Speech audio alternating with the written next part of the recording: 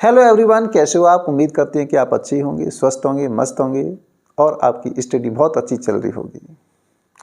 आप अपने टारगेट को ध्यान में रखते हुए निरंतर पढ़ाई करते रहिए।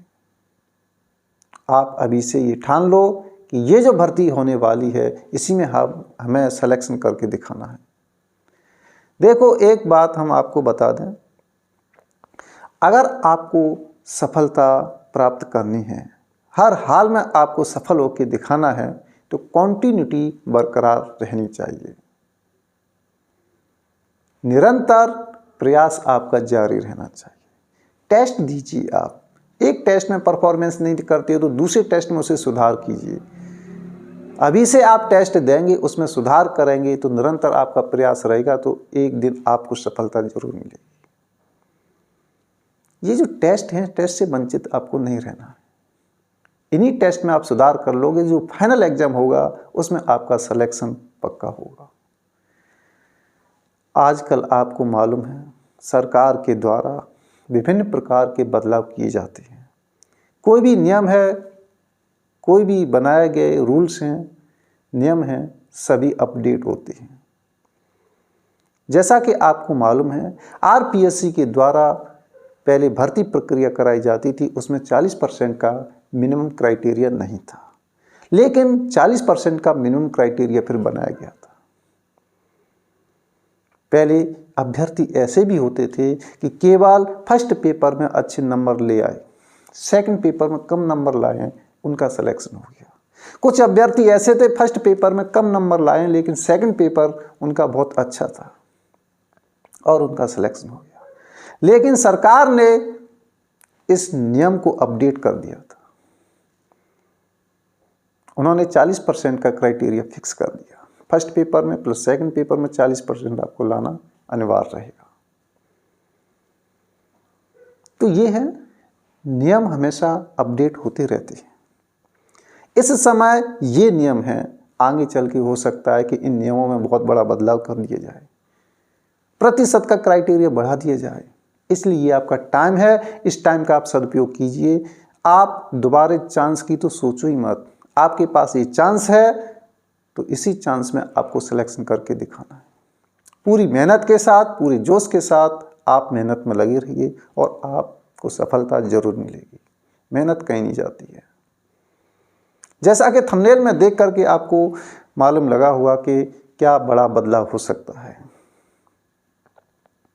माननीय शिक्षा मंत्री मदन दिलावर जी के द्वारा ये कहा गया था कि नैब को, नई शिक्षा नीति को पूर्ण रूप से लागू करने का प्रयास है।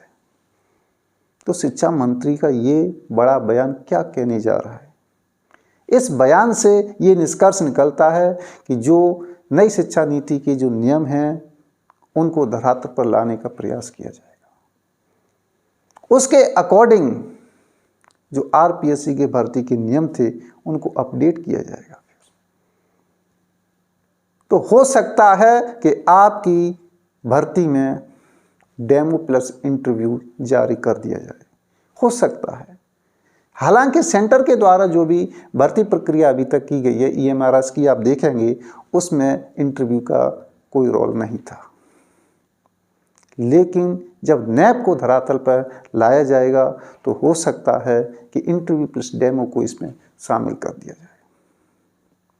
हालांकि संभावना कम है, लेकिन शिक्षा मंत्री के बयान के माध्यम से हमें भी ऐसा लग रहा है कि हो सकता है। तो ये जो समय होता है, इस समय को ध्यान में रखते हुए आगे क्या नियम चेंज हो जाएं, इसलिए आप इस समय का सदुपयोग कीजिए और एक ही बार में आप सिलेक्शन करके दिखाइए। क्योंकि आगे और भी तुम्हारे पीछे जो अभ्यर्थी आएंगे वो बहुत इंटेलिजेंट आएंगे। उनकी जो मेहनत है, शुरुआत से मेहनत हो रही होगी। इसलिए ये जो अवसर है, आप अच्छी तरीके से मेहनत करें। आप ये ठान लो कि ये हमारा गोल है, आपने टारगेट फिक्स कर लिया और निरंतर कंटिन्यूटी बरकरार रखते हुए आप अपनी मेहनत कीजिए और आप सफलता प्राप्त कीजिए। समय के अनुसार नियमों में बदलाव तो होते रहते हैं। ये जो नियमों में बदलाव होंगे, जैसे आप सोच रहे हैं कि नैप के द्वारा अगर डेमो प्लस इंटरव्यू शामिल कर दिया गया तो क्या होगा। जो होगा सभी के लिए लागू होगा, ऐसी बात नहीं है। डरने की कोई बात नहीं है इसमें कि आपको डर लगे, होगा वो सबके लिए होगा। उस बात को आप बिल्कुल नकार दीजिए। नियम बदलाव होंगे, कोई दिक्कत नहीं है, लेकिन रिटन जो एग्ज़ाम होगा वो सभी के लिए होगा। रिटन एग्ज़ाम की पहले आप अच्छी तरीके से तैयारी कीजिए। संभावना है, अगर नहीं हुई तो कोई बात नहीं है, अगर ऐसा होता है तो सभी के लिए ही लागू होगा। देखो, सरकार के द्वारा जो भी पॉलिसी बनाई जाती है वो किसी अच्छे कार्य के लिए ही बनाई जाती है। सरकार का मेन मकसद है एक अच्छे टीचर का चुनाव करना। अगर सरकार के ये सभी नियम सुव्यवस्थित ढंग से धरातल पर उतारे जाते हैं तो सरकार के द्वारा एक अच्छे टीचर का चुनाव कर लिया जाएगा। लेकिन कब? जब ये नियम सुव्यवस्थित ढंग से धरातल पर उतारे जाएंगे जब। तो आपको अभी से डरने की कोई बात नहीं है। जो भी बातें सुनने में आती हैं उनको नकारते हुए सभी को एक साइड में कीजिए। आपका मेन फोकस केवल और केवल अपने रिटन एग्जाम पर होना चाहिए। कुछ बातें सुनने में आ रही थी, मेरे से पूछ रहे थे सर क्या ऐसा हो रहा है। अरे ऐसा हो या ना हो तुम्हें इस बात से कोई लेना देना नहीं, होगा वो सभी के लिए होगा। केवल और केवल अभी तो आप रिटन एग्जाम की ही तैयारी कीजिए। सेंटर के द्वारा जो EMRS की जो भर्ती की जा रही है उसमें भी डेमो इंटरव्यू का प्रावधान नहीं रखा गया है। इसलिए जो भी नैप के माध्यम से जो भी पॉलिसी बनाई गई है उनके नियमों को धरातल पर उतारने के लिए भी टाइम चाहिए। कितना टाइम लगता है ये हम भी नहीं बता सकते, अभी सरकार भी नहीं बता सकती, लेकिन आगे समय में उन नियमों को धरातल पर उतारा जाएगा। तो जो भी नियम हैं बनाए गए हैं उनको क्रियान्वित करने में टाइम तो लगता है, लेकिन मंत्री जी के बयान के द्वारा ऐसा लग रहा था हो सकता है ऐसा कर दिया जाए। क्यों? आप सब जानते हैं राजस्थान में भी उन्हीं की गवर्नमेंट है और सेंटर में भी उन्हीं की गवर्नमेंट है।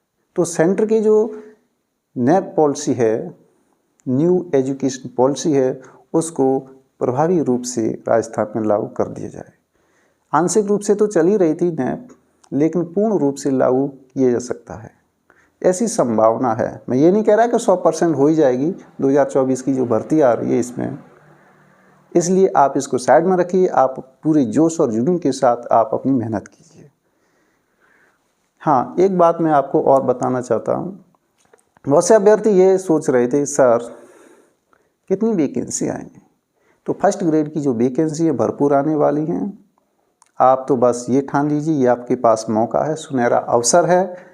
निरंतर कॉन्टिन्यूटी आप मेहनत करते रहिए, हार्ड वर्क कीजिए, आप चिंतन कीजिए, मंथन कीजिए, गहरी नॉलेज होनी चाहिए। सब्जेक्ट प्लस आपका जीके वाला जो पार्ट है उसकी भी आपको गहरी नॉलेज होनी चाहिए। ये कब होगा? जब आप कॉन्टिन्यूटी बरकरार रखते हुए मेहनत करेंगे जब। तो डियर स्टूडेंट, मेरा आपको यही कहना था कि आप बिना किसी डर के, बिना किसी भय के आप मेहनत में लगे रहिए। ये कुछ नई बातें आती हैं दिमाग में तो आप अपने दिमाग को डाइवर्ट मत कीजिए। अपना जो मेन फोकस है आप उसी फोकस को ध्यान में रखते हुए, आपका जो गोल है, आपका जो एम है, उसी को ध्यान में रखते हुए अभी मेहनत कीजिए। आगे क्या होगा वो बाद में देखा जाएगा। तो आप कंटिन्यूअस हार्ड वर्क कीजिए, मेहनत कीजिए, लगे रहिए, आपको सफलता ज़रूर मिलेगी। तो मिलते हैं नेक्स्ट वीडियो में। Thank you for watching.